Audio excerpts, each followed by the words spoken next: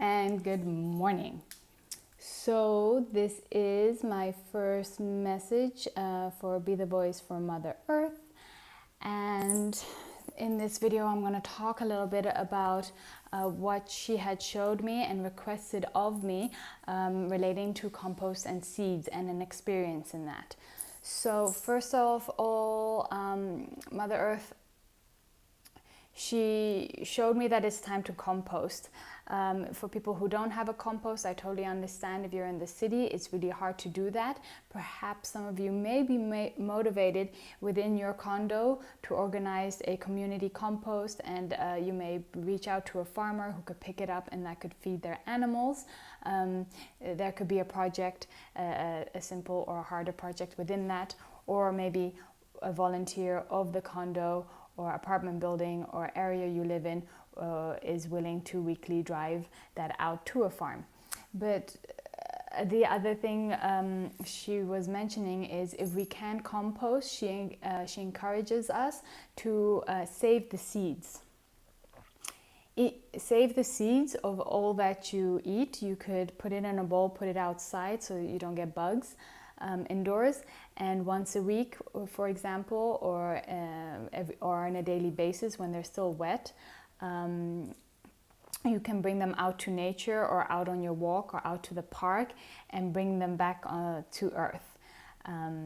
So you can reseed them if you do work with energy, or if you want to do a little prayer or gratitude. You could do some Reiki, some energy healing, give the seeds love, and give them as a gift or as a tribute, a thank you back to Mother Earth, calling her name, honoring her, and gifting those seeds back, because seeds are how trees reproduce. And now that we are buying our food and eating it indoors, we are putting it in our trash, and our trash goes to a big heap, into plastic bags, and it's all together. We are kind of robbing the sexual production of these plants from their reproduction. It's not very harmonious. So if we could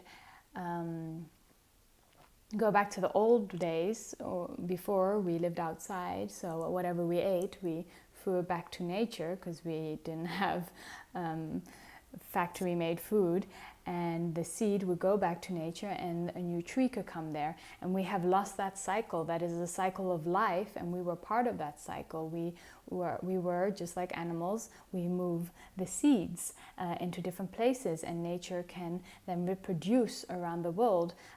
Animals eat different fruits or plants, and certain seeds they poop out in different places, and thus the reproduction has been done. And now the way that we are living is we are kind of robbing the seeds. We broke that beautiful, harmonious life cycle away from nature. So even if you are composting, you could put your seeds separate from your compost and still take the moment to bring those seeds and plant them somewhere, or at least give them back, and honoring Mother Nature, honoring that cycle. So it is a request I received once again from Mother Earth to work within that cycle. I personally travel a lot, so it's very hard to work that into my daily schedule, but I have been doing the best that I can at this moment, and I will be doing better and striving better every day. Yes. There was one more little experience I wanted to share with you, an amazing experience actually. I have cut up sapote. It's a fruit around here. I've cut up a sapote 3 times. In these sapotes there was a large seed, and it was sprouting. And the sprout was bigger than the seed. Their seed is about this. Oh, sorry, I'm supposed to look in the camera. Someone requested that. Thank you for reminding me, and I reminded myself. Woohoo!